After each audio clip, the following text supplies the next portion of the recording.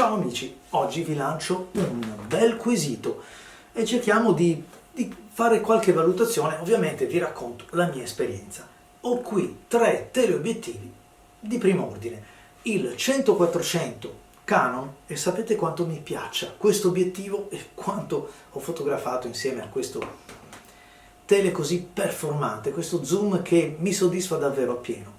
Ma poi abbiamo un 150-600, il Tamron, il G2, lo abbiamo sentito nominare spesso anche dal sottoscritto, già, in particolare col sistema Nikon. Per me va a nozze, funziona molto bene anche su Canon, ma con la Nikon aveva quel quid in più in termini di prestazione generale, di nitidezza, di scorrevolezza, insomma di abbinamento, di incastro, quello che si dice affiatamento. Ah già! Poi, pensate un po', c'è questo, una via di mezzo, il 100-500 Canon, è l'ultimo arrivato. E allora, cosa porta in dote ciascuno? Un 100-400, però non arriva a 600. Un 150-600? Beh, molto bene, però guardate quanto è più ingombrante e oltretutto parte da 150 mm. Oppure una via di mezzo, il 100-500. D'accordo, non arriverà a 600, però parte da 100, sì però è più scuro, sì però è più nuovo, insomma è veramente un capolavoro. Lo abbiamo visto nel video che ho fatto nella recensione dedicata. Cerchiamo di mettere un po' insieme tre teleobiettivi che io consiglio assolutamente, anche se non nascondiamocelo, il prezzo è un bello spartiacque. Devo dirvi subito che il 100-400 è un obiettivo che a me piace così tanto che lo preferisco certe volte anche al 150-600, perché comunque portandomi un extender 1.4 riesco ad ottenere un 600 mm. È vero che un f8 è un po' scuro, è vero, e anche l'autofocus, se non avete una camera di quelle performanti, comincia a tentennare un pochettino, ma l'obiettivo ci mette del suo. Non dimentichiamo che ha un rapporto di riproduzione elevatissimo, 0,31, significa che ha la capacità di avvicinare gli oggetti e quindi di essere utilizzato anche come uno strumento per enfatizzare lo stacco dei piani, per isolare quel soggetto che può essere anche un fiore di medie dimensioni, ma anche il particolare che troviamo, non dico il ritratto dove una certa durezza traspare. Insomma, è un obiettivo abbastanza polivalente. È un obiettivo anche compatto, perché se lo metto a confronto col 150-600 vedete che la differenza c'è tutta, a maggior ragione quando vado ad estenderli. Però è anche vero che il 150-600 è un 600 nativo, quindi potrei anche moltiplicare con il suo converter dedicato anche questo e portarlo ancora più avanti. Però è anche vero che tutte le camere di oggi, quelle un po' muscolose in termini di pixel, mi consentono di croppare l'immagine. Se non lo faccio con la camera, posso farlo una volta in post-produzione. E allora ecco che forse, dico forse, un 600 mm posso anche lasciarlo a casa, perché il 100-400 sulla R5 per esempio diventa un 600 molto già abbondante di pixel, anzi addirittura potrei ulteriormente cropparlo in post-produzione. Se aggiungo questo mi spingo ancora più in là. E poi non dimentichiamo che il 150-600 parte da 150, allora quando vado per esempio per paesaggio oppure vado per escursione a farmi anche una passeggiata, quindi non qualcosa di espressamente dedicato alla fauna o avifauna, il 400 mm che parte da 100 è più vantaggioso, mi aiuta un po' di più. Con un 24-105, un 100-400 sono a posto. Il 150-600 invece è molto più dedicato alla caccia fotografica. C'è poco da fare, perché il paesaggio a 150 mm significa avere un angolo di campo molto sacrificato. Inoltre è un obiettivo anche più ingombrante. Non parlo del peso, il peso più o meno c'è certamente qua, ma c'è anche nel 100-400. Un pochettino più ingombrante anche da riporre nello zaino, da portarsi magari appeso col monopiede e la camera, diventa certamente più ingombrante. L'autofocus non è allo stesso livello del 100-400, manca quel peletto di reattività in termini di prestazioni anche la precisione dell'autofocus è un pelletto sotto, anche se dipende molto dalla fotocamera sulla quale lo montiamo.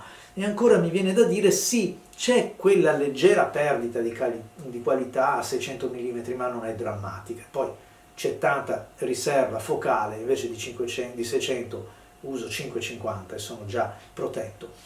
Ha un vantaggio che ho già evidenziato altre volte, che il piedino, un abbondante piedino, e si impugna benissimo, è dotato dell'attacco Arca Swiss e quindi non mi servono piastre, posso montarlo già su un cavalletto di quelli buoni, di quelli anche, può avere per esempio una gimbal oppure una testa sferica, di quelle possenti. Quindi bene da questo punto di vista, è anche il fatto che se la caccia fotografica è itinerante si impugna benissimo, molto bene, cosa che il 100-400 con questo gancetto striminzito, vabbè, ho contenuto un pochettino il peso, qualche grammo, però si impugna davvero male, bisogna sempre stare attenti, sembra sempre che scappi un po', un dito resta fuori, insomma, sotto questo punto di vista, meglio il Tamron. Qualitativamente mi sono portato a casa delle fotografie tanto belle da una parte quanto dall'altra, ma nei rispettivi ambiti, perché come proposta generale questo è superiore, ma quando mi serve di avvicinare un soggetto non c'è converter che tenga, e cioè un 600 mm nativo come questo è un 600 mm. L'immagine di un fringuelletto, di una cincia, cioè di uccelletti di piccolo taglio, ripresi con un 600 mm, avvicinano il soggetto in maniera diversa di un 400 moltiplicato o di un 400 croppato. E quindi se vi serve questo, se vi serve la gettata di lancio, il 600 mm non ha confronti. La stabilizzazione è eccellente su entrambi gli obiettivi. Però adesso parliamo di questo, perché l'ho tenuto per ultimo, perché è un po' la via di mezzo fra tutte e due. Stacco la piastra, perché non mi serve averla qua, ma per mostrarvi, come nel video dedicato alla recensione, che la piastra è una buona piastra, è corta, è vero, però comunque si impugna meglio, molto meglio rispetto al 100-400. Questa è un po' la via di mezzo, perché arriva a 500, ok, non è 600, però sono 100 mm in più. Parte da 100 però, e allora ecco perché la via di mezzo non arriva là, però la partenza è sempre quella, quindi me la posso spendere per il paesaggio, me la posso spendere anche per altri ambiti. Quello che invece va un po' a perdere è quel diaframma 7.1, che è più scuro di tutti e due questi qua. Non parliamo del 5.6, ma anche del 6.3 di questo obiettivo Tamron, che per mantenere comunque una luminosità relativa anche quando lo zoom fuoriesce del tutto, scusate che l'avevo bloccato, come vedete deve essere una lente abbastanza importante, e quindi anche il peso è un po' sbilanciato, e qui entra in gioco il nuovo. In fatto di peso e bilanciamento questo è un campione, perché è perfettamente bilanciato, non si sente la fatica anche impugnandolo, anche uno che non è un colosso come il sottoscritto lo brandeggia molto bene. Guardate, anche sulla R5 si impugna molto meglio che questo. Il peso è vero, è un po' più leggero di questo e quindi anche di questo, ma è distribuito molto meglio. E poi c'è un autofocus, una reattività e una stabilizzazione che è superiore ad entrambi, forse anche entrambi messi insieme. Velocità esecutiva va a fuoco in un batter d'occhio, è vero, serve anche una fotocamera che lo assista in questo senso, ma è perfetto, è velocissimo. Quindi non solo manca il bersaglio, cioè raggiunge il bersaglio, ma anche è veloce nel raggiungerlo, quindi c'è la precisione. L'obiettivo è nuovo, i materiali sono nuovi, è anche molto più piacevole, ma piacevole nel senso di funzionale anche da utilizzare sia nel movimento delle ghiere, che poi sapete tutti i nuovi obiettivi della serie R hanno questa ghiera in più che è utilissima per cambiare qualche impostazione che ci serve senza mollare la presa oppure intervenire sui comandi della camera. Quindi ben venga anche questo comando in più che ci troviamo a disposizione. Gli switch del Tamron sono in senso longitudinale, quindi è vero che sono facilmente raggiungibili, è anche vero che non mi trovo così a casa per il fatto che li impugno meno bene di quanto non avvenga invece su questi di Canon. E guarda caso, è vero che sono buoni questi del 100-400, ma guarda caso mi trovo meglio con quelli del 100-500. Certo, costa di più questo, e della qualità d'immagine, cioè fino adesso abbiamo parlato di quello che è un po' la funzionalità, il brandeggiare, eccetera, e abbiamo, credo insomma di avervi fatto capire che quello più bilanciato, quello anche che affatica meno, è questo, anche perché una volta esposto, vedete, riesco comunque a tenerlo in mano così, non è assolutamente pesante, cosa che invece mi riesce assolutamente più difficile quando vado, ad esempio, a montare la mia camera. Questa è anche una piccola camera, una 250 che vi ho presentato recentemente. Non lo farò perché ho paura che mi si spezzi il bocchettone, ma è veramente difficile tenere la camera dritta estendendo la focale, quindi è vero che c'è un monopiede, ma è anche vero che insomma il peso e lo sbilanciamento in avanti, qui c'è tutto.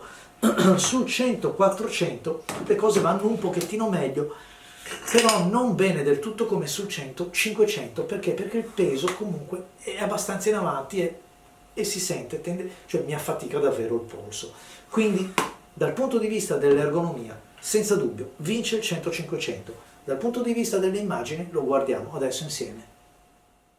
L'analisi pixel per pixel del dettaglio ci dice che a sinistra abbiamo il Tamron 150-600, al centro il Canon EF 100-400 seconda versione e a destra per l'appunto il Canon 100-500 RF. Beh, che cosa ci dice? Ci dice che il 100-500 schiaccia tutti gli altri obiettivi. Scatti effettuati sul cavalletto, con il ritardo dello scatto, insomma con quelle attenzioni che adottiamo quando facciamo la fotografia che ci piace, tanto che siamo in città, tanto che siamo su un sentiero di montagna. Le focali sono di 400 mm, ho cercato di pareggiarle per avere per l'appunto una indagine comparativa. Come vedete, il fotogramma a destra, vi ricordo il 100-500, c'è poco da fare, risulta il più nitido, risulta il migliore fra tutti quanti, riesco a leggere quasi i dati, quasi l'etichetta. Anche spostandoci dal centro del fotogramma, andando invece negli angoli, ritroviamo una nitidezza senza dubbio migliore nel 100-500, ma è anche vero che comunque è un obiettivo che nasce di poco, per carità, un pochettino più chiuso fra tutti quanti, ma contrasto, nitidezza, insomma sono impareggiabili, questo è veramente più avanti rispetto agli altri. Ma adesso una prova che ci riporta alla realtà, perché il 100-400 si ferma a 400, il Tamron a 600 e il 150-500 a 500, e cioè quando il fotogramma del 100-500 lo ingrandisco, quindi utilizzo il software per portarlo al pareggio del 600 mm, perdo qualcosa? Andiamo a vedere insieme perché il risultato vi stupirà.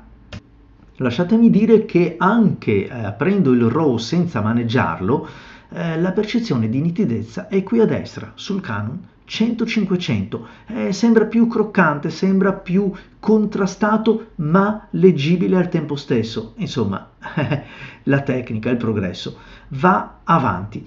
Però nel momento in cui andiamo invece ad estenderlo, ci accorgiamo chiaramente che il 100-400 a sinistra è quello che ha prodotto le forme un pochettino più piccole, perché si ferma a 400.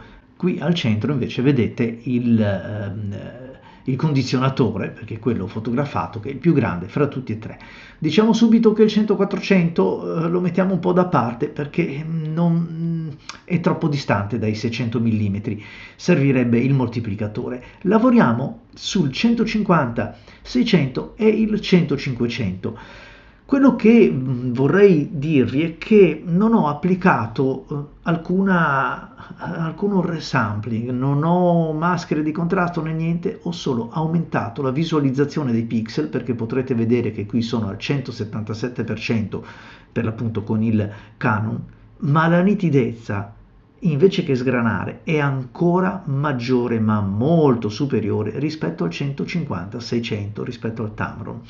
Questo a dire quanto il lavoro di stabilizzazione interna, la qualità delle lenti del Canon sia decisamente superiore, però non nascondiamocelo, lo sappiamo, costa il doppio del pur validissimo Tamron.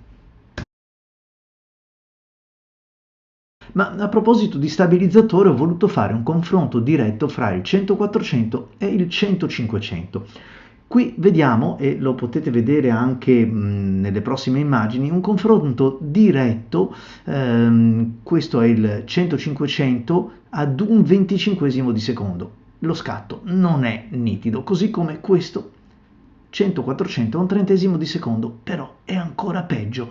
Qui invece è ancora più chiaro vedere che il 100-400 a un quarantesimo, guardate la foglia, sì è abbastanza nitido, ma non può competere con il trentesimo di secondo del 100-500. Allora verrebbe da dire che lo stabilizzatore del 100-500 è migliore. Sì, forse anche quello, ma non è quello. La grande differenza la fa l'obiettivo, il suo bilanciamento, il suo spostamento dei pesi all'interno che lo rendono molto molto più brandeggiabile e quindi fanno guadagnare a noi fotografi, stabilizzatore a parte, quel decimo, quel quinto di secondo, se vogliamo, in più rispetto al 100-400.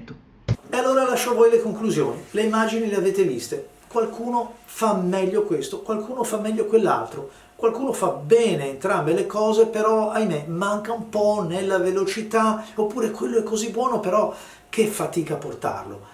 Ognuno deve scegliere secondo le proprie esigenze. Io non avrei dubbi, ma la mia è una scelta veramente di un fotografo un po' vecchio stile, e cioè ve la riassumo così. Se dovessi andare a fare la MotoGP o l'automobilismo o comunque, non lo so, un campionato di sci 100-500 è quello che va a fuoco meglio di tutti, è quello che mi stanca meno, è quello che è più preciso, anche se vogliamo leggermente più nitido, rispondendo ad un look un po' più moderno. Se me ne vado per i miei monti a fare un po' di dettagli di paesaggio, il 100-400 è insostituibile, anche perché quando trovo la felcetta, trovo l'albero, trovo il punto colorato, mi basta avvicinarmi un pochettino e c'è in quel rapporto di riproduzione così elevato uno stacco di piani che gli altri non hanno. Se invece ho voglia di andare a fotografare qualche uccelletto oppure anche qualche capriolo, qualche camoscio, qualche quadrupede oppure qualche marmotta che sia, beh, il 150-600 è quello più dedicato, perché veramente posso determinare io se stare lontano o avvicinarmi, anche perché non dimentichiamo che il rapporto di riproduzione del 150-600 è un buon rapporto, anche quello. E allora ne sappiamo quanto prima? Beh, spero proprio di no. La differenza la fa la scelta e l'esigenza di ognuno di noi e anche un po', diciamo, il portafoglio di ciascuno di noi, perché il 100-500 e il Canon 100-400 costano parecchio di più, il doppio perlomeno, del buonissimo ed efficace Tamron. Ciao a tutti amici, vi aspetto, alla prossima.